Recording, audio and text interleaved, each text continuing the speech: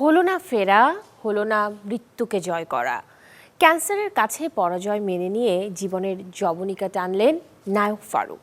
সোমবার সকালে সিঙ্গাপুরের একটি হাসপাতালে মারা গেছেন তিনি, যে মৃত্যুতে ইতি ঘটে ৬৫ বছরের বর্ণাঢ্য জীবনের।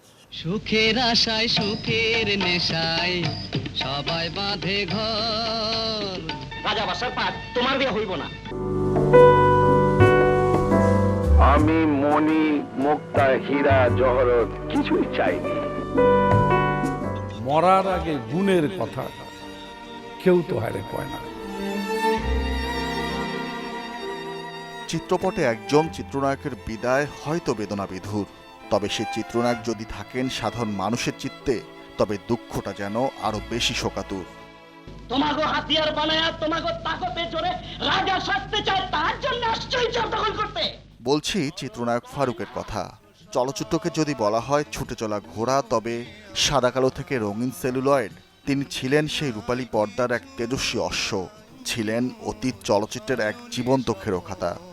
ওরে নীল দরিয়া আমায় দে রে দে ছাড়িয়া। কখনো সারেং, কখনো সুজন, আবার কখনো লাঠিয়াল হয়ে তিনি রাঙিয়েছেন সাদা কালো আর রঙিন সেলুলয়েড, পেয়েছেন মিয়া ভাই উপাধি। কি অভিনয়, প্রযোজনা কিংবা সংগঠনের নেতৃত্ব, প্রায় অর্ধশত বছর তিনি ছিলেন বাংলা চলচ্চিত্রের আষ্ঠে পৃষ্ঠে। জন্ম 1948-এ, ছাত্র অবস্থায় জড়িয়ে পড়েন 37 মামলা 14 শিকে। জীবনটা যখন দোদুল্যমান, ঠিক তখন পরিচালক এইচ আকবর যেন ছিলেন আশীর্বাদ। আর মিষ্টি মেয়ে কবরের বিপরীতে জলছবি সিনেমা ছিল তার ভবিষ্যৎ রূপকথার গল্প। দীর্ঘ অসুস্থতায় যিনি ছিলেন নয়নমণিতে, সেই তিনি যে আজ জলজ দুঃখের এক জলছবি। সারেংবু হয়তো এখনো আছে অপেক্ষায়, গোলাপি হয়তো ট্রেনে দেখা হবার তাড়নায়, সুজন সখী হয়তো বুনেই চলেছে জীবন সংসারের স্বপ্ন, পদ্মা মেঘনা যমুনা পেরিয়ে শিমুল পারুল্য হয়তো ছুটছে সোনার তরীর সূর্য সংগ্রামে, ঘরের লক্ষ্মী হয়তো প্রিয় মানুষের ফিরবার অপেক্ষায় জেলেছে আলোর মিছিল। তবে সবই যেন তাসের ঘর।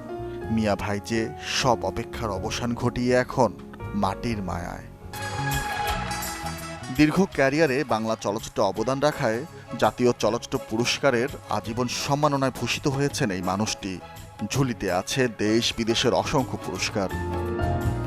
একসময় যিনি অভিনয় মাতিয়েছেন দর্শক, কুড়িয়েছেন কোটি মানুষের ভালোবাসা, সেই তিনি আবার সংসদ সদস্য হয়ে সেবক হয়েছেন সাধারণ মানুষেরও। দিন যায়, কথা থাকে, হৃদয়ের লাল কাগজে হয়তো আজীবন থেকে যাবে মিয়া ভাইয়ের কথা। প্রজন্মের নাগরদোলায় পুরনো গল্পগুলোই হয়ে উঠবে রঙিন প্রত্যয়। নাজমুল আলম রানা, চ্যানেল 24।